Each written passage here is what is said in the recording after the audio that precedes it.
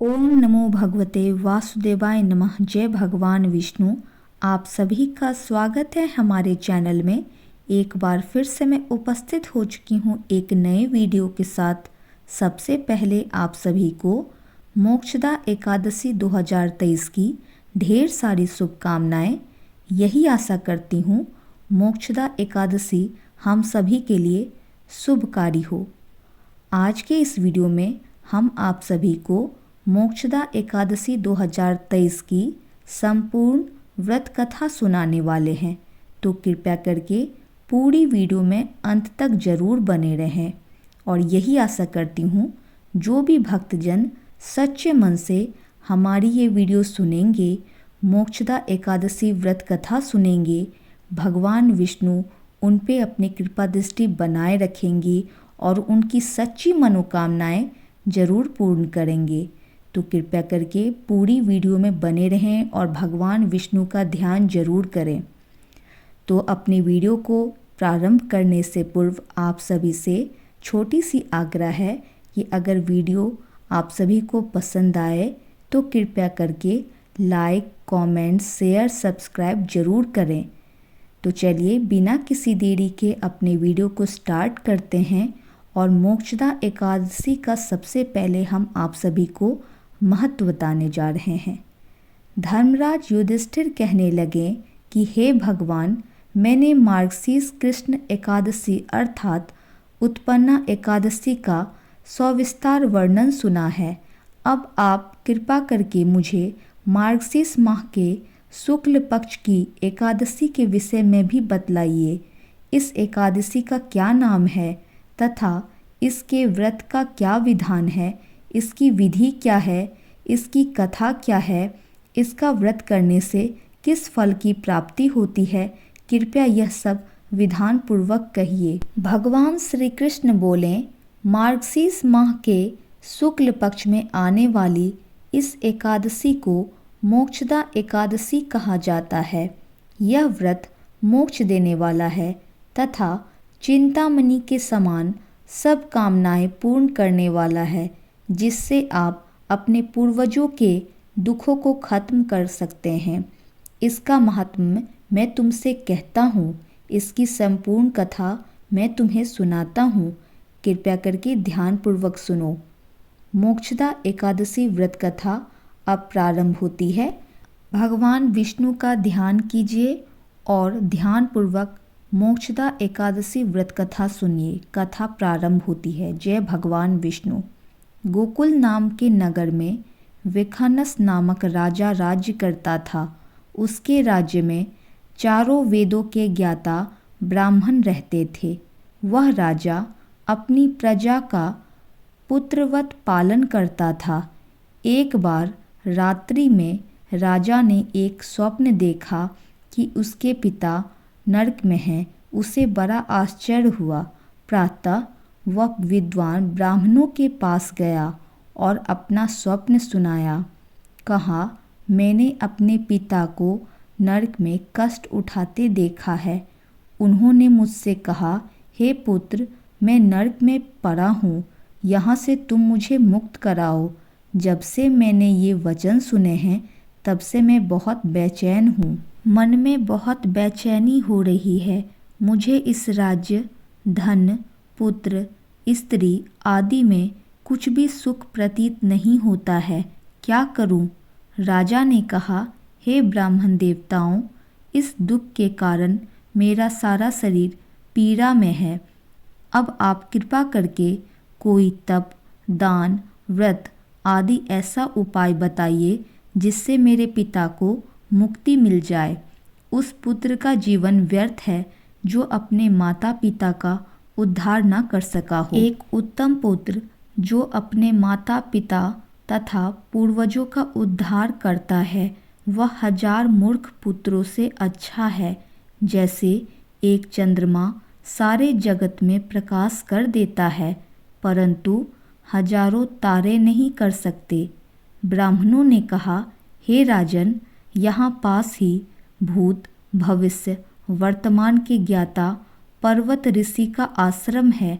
आपकी समस्या का हल और समाधान वे जरूर करेंगे।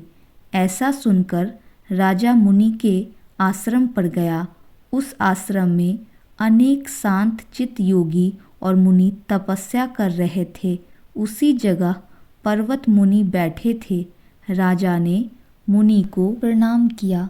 मुनि ने राजा से कुशल पूछी। राजा ने कहा कि महाराज, आपकी कृपा से मेरे राज्य में सब कुशल है, लेकिन अकस्मात मेरे मन में अत्यंत बेचैनी महसूस हो रही है। ऐसा सुनकर पर्वत मुनि ने आंखें बंद की और भूत विचारने लगे। फिर बोले, हे राजन, मैंने योग बल से तुम्हारे पिता के कुकर्मों को जान लिया है। उन्होंने पूर्व जन्म में कामातुर होकर एक पत्नी को रति दी थी, किंतु सौत के कहने पर दूसरी पत्नी को ऋतुदान मांगने पर भी नहीं दिया। उसी पाप कर्म के कारण तुम्हारे पिता को नरक में जाना पड़ा है। तब राजा ने कहा, इसका कोई उपाय बताइए। मुनि बोले, हे राजन, आप मार्गशीर्ष एकादशी का उपवास करें और उस उपवास के पुण्य को अपने पिता को संकल्प कर दें। इसके प्रभाव से आपके पिता की अवश्य नरक से मुक्ति होगी। मुनि के ये वचन सुनकर राजा महल में आया और मुनि के कहने अनुसार कुटुंब सहित मोक्षदा एकादशी का व्रत किया। इसके उपवास का पुण्य उसने पिता को अर्पण कर दिया। इसके प्रभाव से उसके पिता को मुक्ति मिल गई और स्वर्ग में जाते हुए वे पुत्र से कहने लगे, हे पुत्र, तेरा कल्याण हो। यह कहकर स्वर्ग चले गए। मार्गशीर्ष माह की शुक्ल पक्ष की मोक्षदा एकादशी का जो व्रत करते हैं, कथा पढ़ते हैं या कथा सुनते हैं, उनके समस्त पाप नष्ट हो जाते हैं। इस व्रत से बढ़कर मोक्ष देने वाला और कोई व्रत नहीं है। इस दिन गीता जयंती मनाई जाती है। साथ ही यह धनुर्मास की एकादशी कहलाती है। अतः इस एकादशी का महत्व कई गुना और बढ़ जाता है। इस दिन से गीता पाठ का अनुष्ठान प्रारंभ करें तथा प्रतिदिन थोड़ी देर गीता अवश्य पढ़ें और विष्णु भगवान का नाम जाप जरूर करें। कथा समाप्त हुई। अब हम आप सभी को मोक्षदा एकादशी की आरती सुनाने जा रहे हैं, तभी ये कथा संपूर्ण होगी।